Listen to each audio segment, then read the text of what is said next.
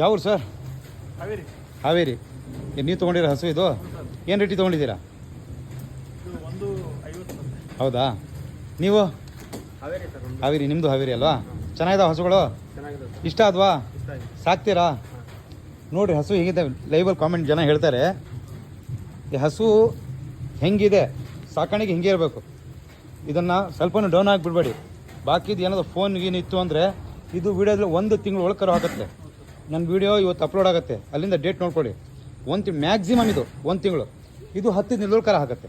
ಇವತ್ತಿಂದ ಲೈವ್ ಬಿಡ್ತೀನಿ, ಇವತ್ತಿಂದ ಡೇಟ್ ಮಾಡಿ ನನಗೆ ವೀಡಿಯೋ ಕಳಿಸ್ಬೇಕು.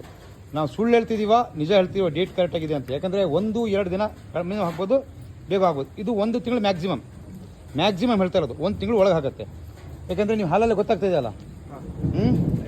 ಸಾಕ್ರಿ, ಏನಾದರೂ ಇದ್ದರೆ ಮಾಹಿತಿ ತೊಗೊಳ್ಳಿ ಪ್ರತಿಯೊಂದು. ಸಾಕು ಸಾಕೊಂತ ಬಿಡಿ. ಆಯ್ತು ಊಟ.